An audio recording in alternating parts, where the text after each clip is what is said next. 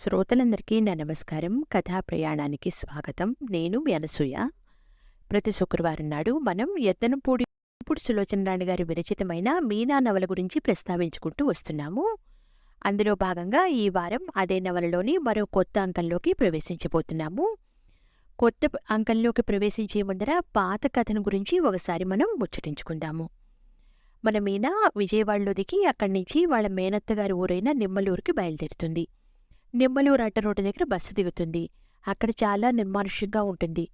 ప్రకృతి సౌందర్యం ముచ్చటగొలుపుతున్నా కూడా తనకి కొంచెం భయంగా అనిపిస్తుంది. తను ఒంటరిగా ఉంది, ఆడపిల్ల, అందులో ఒంటి మీద నగా నట్రా ఉన్నాయి.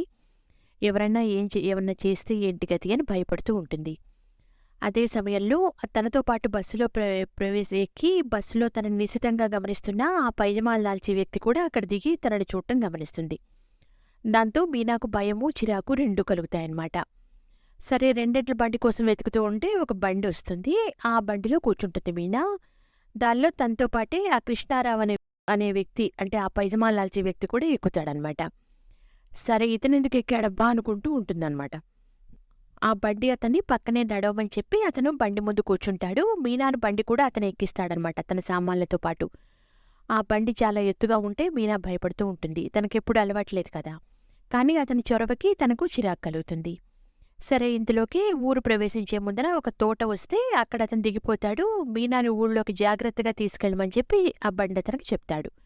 బండి అతని పేరు వీరాయ్. సరే, వీరాయ్ ఏం చేస్తాడంటే ఆ బండిని తోలుకుంటూ మీనాని ఊర్లోకి తీసుకొస్తూ ఉంటాడు. అక్కడ బావి దగ్గర ఉన్న ఆడవాళ్లంతా తనని విచిత్రంగా చూడటం మొదలు పెడతారు.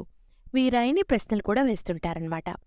సరే, మీనా ఏమో తన తండ్రి ఇచ్చిన అడ్రస్ తీసుకుని పంచాయతీ ఆఫీస్ ఎదురుగా ఉన్న సందులో ఆ ఇల్లు ఉంటుందని తండ్రి చెప్పుంటాడనమాట. అది చూస్తుంది. సరే, కరెక్ట్గా అక్కడ ఉండే రావి చెట్టు ఉన్న ఇంటి ముందొచ్చి బండి ఆగుతుంది. ఉండబోయే ఈ కొద్ది రోజుల్లో ఇలాంటి పొరపాటు పని ఏదీ జరగకుండా ఉండేందుకు మెళకువగా తెలివిగా ఉండడానికి నిశ్చయించుకున్నాను. ఇక ఇప్పుడు మనం కథలోకి ప్రవేశిద్దాం. స్నానమైన తర్వాత రాజేశ్వరి నేను మంచం మీద కూర్చుని కబుర్లకు ఉపక్రమించిపోతుండగా అత్తయ్య అన్నాలు పెట్టాను రండే రాజు అని పిలవడంతో లేచి లోపలికి వెళ్ళాం. వంటగదిలో పిల్లలంతా బారు తెరిచినట్టుగా వరుసగా కూర్చున్నారు. అతిథి అవటం వల్లనేమో పంక్తిలో మొదటి స్థానం నాకు కేటాయించారు. వెండిపూలున ఎత్తుపీట వేసి స్టీలు కంచం పెట్టారు. నా ప్రక్కన రాజేశ్వరి కూర్చుంది. పీట మీద కూర్చుంటున్న నేను కంచంలో అన్నం చూడగానే అమ్మో ఇంత అన్నమే అన్నాను. దాదాపు 2 మనుషులు తినేంత అన్నం ఉంది. అదేగా రాత్రి ఎప్పుడు తిన్నావో ఏమో అంది అత్తయ్య. ఒక పూట మానేస్తే దాన్ని భర్తీ చేసేందుకు 2 పూటలది కలిపి ఒకేసారి తినే సత్తువు లేదత్తయ్యా అనాలనిపించింది. కానీ భయపడ్డాను. అపరిచితులతో, అందులో పెద్దవాళ్లతో అసలు పరాచికాలు ఆడకూడదని నాన్న నాకు ఎన్నోసార్లు చెప్పారు. కావాలంటే అడుగుతాలే, మొహమాట పడంలే, తీసే అన్నాను. అత్తయ్య ఏమనుకుందో ఏమో తీసేసింది. వంటగది, భోజనాల గది రెండూ అదే అవడం వల్ల వండిన గిన్నెలన్నీ అక్కడే కనిపిస్తున్నాయి. నాకు బుద్ధి తెలిసిన తర్వాత నేనెప్పుడూ ఇలా కింద కూర్చుని తినలేదు.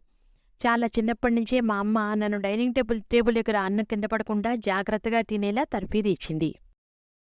నాకెదురుగా మండుతున్న పొయ్యి, దానిమీద కాగుతున్న పులుసు, పొయ్యి పక్కనే మా ఇంట్లో 4 రోజులకు సరిపడేంత ఓ పెద్ద బోండా గిన్నెతో అన్నం, ఇంకో పక్క పళ్ళెంలో వేయించి ఉంచిన అప్పడాలు, అవన్నీ కలిగి చూస్తూ అన్నం తినడం ప్రారంభించాను. అత్తయ్య వడ్డిస్తూ అన్నం మధ్య మధ్యలో చాలా డిప్లొమాటిక్గా మా కుటుంబ పరిస్థితుల గురించి అడిగింది. వేడివేడి అన్నం, కమ్మటి నెయ్యి, కందిసున్ని కలిస్తే అంతటి కమ్మటి రుచి వస్తుంది అని నాకింతవరకు తెలియదు. అమ్మ ఎదురుగా లేదు కాబట్టి నా ఇష్టం వచ్చినంత తినేయవచ్చునని ఊహించుకున్న నాకు చాలా ఆశాభంగమే కలిగింది. అలవాటు లేని పొట్ట అవసరానికి మించిన స్వీకరించడానికి ఏమాత్రం ఇష్టపడలేదు. ఆ పిల్లలు ఇంత మళ్ళీ మారు వడ్డించుకోవడం చూసిన నాకు కళ్ళు తిరిగాయి. బాప్రే, వాళ్ళు గనక పట్నవాసం వచ్చారంటే చచ్చామన్నమాటే. రేషన్ రోజుల్లో వారం రేషన్ ఒక్కరోజు కూడా రాదు. అన్నం తినటం అయిన తర్వాత నేను పెరుగు అన్నంలో కలుపుకోకుండా గిన్నెలో వేయించుకుని చెంచాతో ఉత్త తింటూ ఉంటే వాళ్ళు నన్ను వింతగా చూడటం ప్రారంభించారు.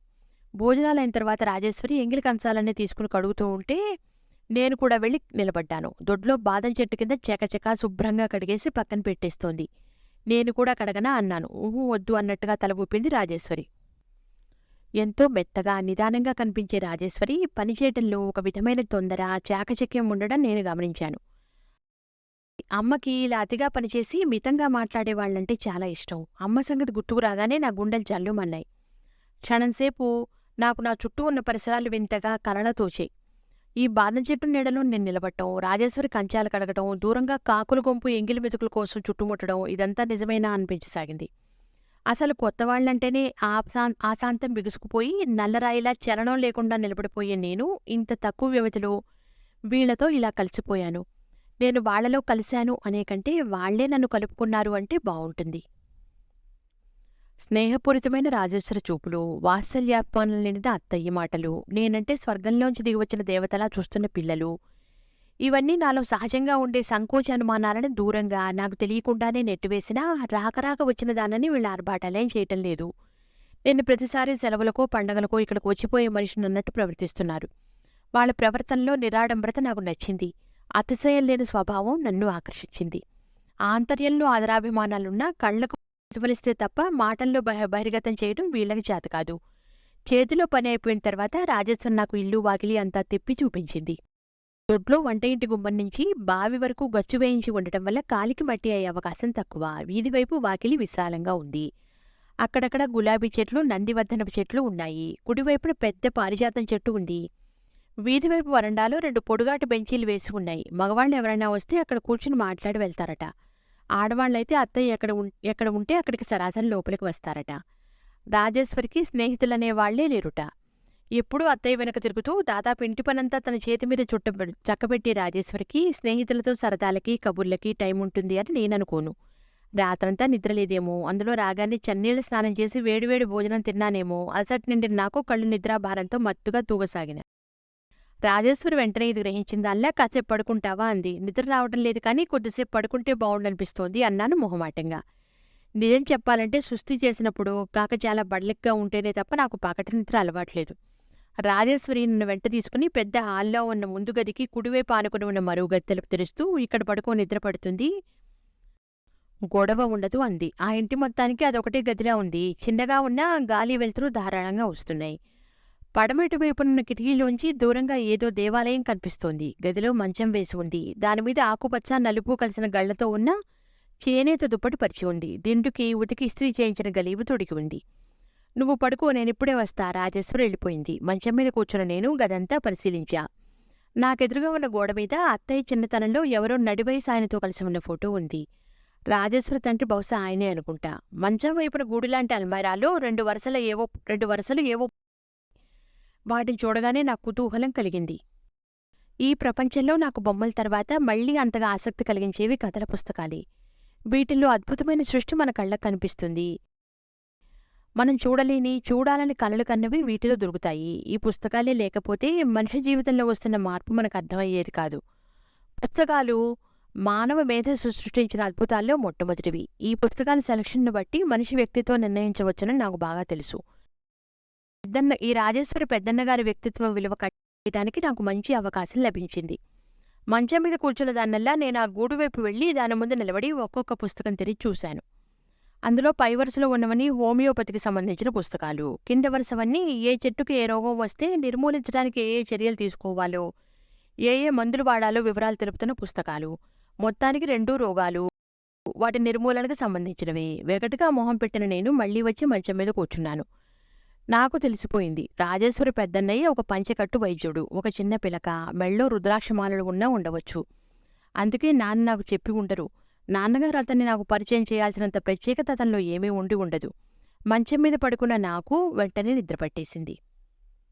అరగంటసేపు పడుకున్నానో, గంట పడుకున్నానో మళ్ళీ నాకు మెళకువ వచ్చి కళ్ళు తెరిచి చూసేసరికి రాజేశ్వరి ఏదో పనిమీద నేనున్న గదిలోకి వచ్చి నిశ్శబ్దంగా అడుగులు చప్పుడు కాకుండా వెళ్ళిపోతోంది. రాజు అప్రయత్నంగా వెనక నుంచి పిలిచాను. ఉలిక్కిపడిన రాజేశ్వరి గిరుక్కును వెనక్కి తిరిగి నవ్వుతూ మెళకువ వచ్చేసిందా? 2 సార్లు వచ్చి వెళ్ళాను. మంచి నిద్రలో ఉన్నావు, ఉండు అన్నయ్యకి వక్కపొడి ఇచ్చి ఇప్పుడే వస్తా అంటూ వెళ్ళిపోబోయింది. అన్నయ్య ఓహో పంచెకట్టు వైద్యులా అన్నాను. పంచెకట్టు వైద్యులేమిటి? రాజేశ్వరి వింతగా చూసింది. మీ అన్నయ్య మనుషులకి మొక్కలకి వైద్యం చేస్తాడు కదూ? అవును, నీకెలా తెలుసు? ఇంకా ఆశ్చర్యంగా అడిగింది. ఇవి చెప్తున్నాయన్నాను పుస్తకాల వైపు చూస్తూ. రాజేశ్వరి అందంగా సుతారంగా నవ్వేసి వెళ్ళిపోయింది. త్వరగా రా, నీకు మంచి తమాషా చెప్తా అన్నాను. ఇప్పుడే 1 నిమిషం. రాజేశ్వరి వెళ్ళిపోయింది. పిల్లలంతా ఇంట్లో లేనట్టున్నారు. ఇల్లంతా నిశ్శబ్దంగా ఉంది. దూరంగా వంట ఇంట్లోంచి మాటలు వినిపిస్తున్నాయి. మీ మేనకోడలు నన్ను గుర్తుపట్టనే లేదమ్మా అంటోంది ఓ పురుష కంఠం. దాని మొహం దానికేం తెలుసు? ఎప్పుడైనా చూసిందా పెట్టిందా అంటోంది అత్తయ్య. తెలియపోతే తెలిగిపోయింది. పోనీ కనీసం మీరెవరు అనైనా అడగవచ్చుగా. బాప్రే! ఏమిటో అనుకున్నాను కానీ, ఈ మీనాక్షి మామయ్య కూతురు గాదు. అచ్చు ఆ కృష్ణవేణమ్మ గారి నోట్లోంచి ఊడిపడ్డట్టుగానే ఉంది. ఏమిటి? నేను మంచం మీద నుంచి చటుక్కున లేచి కూర్చున్నాను. నా ఇన్నేళ్ల జీవితంలో ప్రప్రథమంగా, అందులో నాకు ముక్కు మొహం తెలియని అపరిచితుడి నోటి నుంచి నేను అచ్చు మా అమ్మ పోలిక అన్న మాట విన్నాను. ఎవరీ దీశాలి, ఒకసారి చూద్దామని లేచి వచ్చాను. వస్తుండగానే అదే కంఠం మళ్ళీ అంది. అమ్మా, నువ్వు పిల్లలు మరి గొడవ చేస్తున్నారని తప్పనిసరిగా ఒప్పుకున్నాను గాని, అసలు ఆ అమ్మాయి మన ఇంటికి రావడం నాకిష్టమే లేదు. 1-2 రోజుల్లో వెళ్ళిపోతానంటే నువ్వు ఉండు గిండు అంటూ బలవంతం చేయకు. నా బుగ్గల్లోకి వేడి రక్తం ఒకసారిగా పొంగి వచ్చింది. నా అడుగులు నేను నిగ్రహించుకునే లోపల నేను వంట ఇంటి గుమ్మం దగ్గరకు వచ్చేశాను. నేను అచ్చు మా అమ్మ కూతురు నా దీశాలి, ఆ వీరుడు, నన్నిక్కడి నుంచి త్వరగా పంపేయమని అత్తయ్యని హెచ్చరిస్తున్న ఆ ధీరుడు అప్పుడే భోజనం అయినట్టు సూచనగా భుజం మీద వేసుకున్న తువ్వాలికి చేయి తుడుచుకుంటూ పీఠం మీద నుంచి లేస్తున్నాడు. రాజేశ్వరి వక్కపడి ఇచ్చేసి అతను తిన్న కంచం తీస్తోంది. అత్తయ్య భోజనం ఇంకా కాలేదు, మజ్జిగన్నం తింటోంది.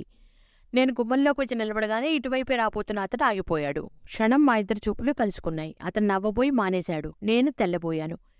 గతుక్కుమన్నట్లు చూశాను. అతను మరెవరో కాదు, విలన్ కృష్ణారావు. నాకు నోట్లో నుంచి మాట రాలేదు. చటుక్కున ముఖం తిప్పుకుని గదిలోకి వచ్చేశాను. 10 నిమిషాల్లో రాజేశ్వరి వచ్చింది.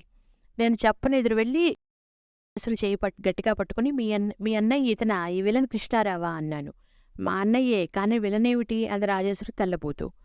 ఇలారా, నేను చెప్తాను. రాజేశ్వరిని చేయి పట్టి లాకెళ్ళి మంచం మీద కూర్చోబెట్టి జరిగిందంతా క్లుప్తంగా వినసొంపుగా అందమైన మాటలతో చెప్పేశాను. రాజేశ్వరి బయట కొంగు నోటికి అడ్డం పెట్టుకుని నవ్వసాగేది. నేను కూడా శృతి కలిపాను. తనెవరో నేను గుర్తుపట్టేందుకు, అసలు కృష్ణారావు అనే అతని ఇంట్లో ఉన్నట్టు తెలిస్తేనా? నా కోసం వచ్చిన పెద్ద మనిషి తను పలానా అని పరిచయం చేసుకోకూడదు, తప్ప పరువు నష్టమా? అది అన్నయ్య అలా ఎన్నడూ చేయడే.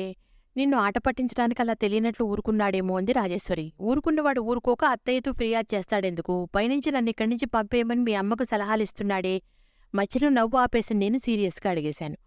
రాజేశ్వరి ముఖంలో నవ్వు ప్రసన్నత ఊదేసిన దీపంలా ఆరిపోయాయి. క్షణంసేపు సమాధానం ఏమీ చెప్పలేని అసక్తురాలైపోయింది. స్పోర్టివ్గా నేనే మళ్ళీ అనేసా. పర్వాలేదులే, నేనేమీ అనుకోలే. ఇది మా అత్తయ్య ఇల్లు. నా ఇష్టం వచ్చినన్నాళ్ళు ఉంటాను. వెళ్ళమంటానికి ఉండమంటానికి అతనెవరు మధ్య? చివరి మాటలు కావాలని కాస్త బిగ్గరగానే అన్నాను. రాజేశ్వరి కంగారుగా భయంగా గుమ్మం వైపు చూసింది. నేను వచ్చింది విలన్ కృష్ణారావు ఇంటికి కాదని, మా నాన్న స్వంత చెల్లెలైన మా అత్తయ్య దగ్గరికని బాగా గుర్తుపెట్టుకుంటాను. రాజేశ్వరి నా చేపట్టుకుంటూ ఎర్రబండి ముఖంతో ఆతుర్తగా, వదిన, అన్నయ్య తమాషా కన్నాడు, నువ్వు ఆ మాటలు మనసులో పెట్టుకోకు అంది. నిజంగా అన్నా, నేను లక్ష్యపెట్టనని చెప్తున్నాగా అన్నాను నిర్లక్ష్యంగా. రాజేశ్వరి ముఖంలో బాధ చూస్తే నాకు జాలివేసింది. నేను ఊరికే అన్నాలే, నువ్వేమీ కంగారు పడకు. రాజేశ్వరి ముఖం ప్రసన్నంగా అయింది. రాజేశ్వరి తృప్తి కోసం పైకల్లా అన్నాను కానీ, నేను చస్తే ఆ మాట మర్చిపోతానా? కృష్ణారావు నిజంగా వినలే, లేకపోతే నేను అచ్చు మా అమ్మ నోటి నుంచి ఊడిపడ్డాను అంటాడా? నా సంగతి తనకేం తెలుసునని? రెండోది, నాకు తనెవరో చెప్పకుండా చనువు ప్రదర్శించి నన్ను కంగారు పెట్టి ఆట పట్టిస్తాడు. Mister Krishnarao, I will teach a lesson అనుకున్నా. విన్నారుగా ఈ వారం మన మీనాలోని నిమ్మలూరులోని సంఘటనని. వచ్చే వారం మళ్ళీ మిగతా ఏం జరుగుతుందో, నిమ్మలూరులో తనక్కడ ఎలా ప్రవర్తిస్తుందో, ఎలా అందరితోటి గడుపుతుందో దాని గురించి మనం వచ్చే వారం కథలు తెలుసుకుందాం. అంతవరకు సెలవు, నమస్కారం, ఉంటాను.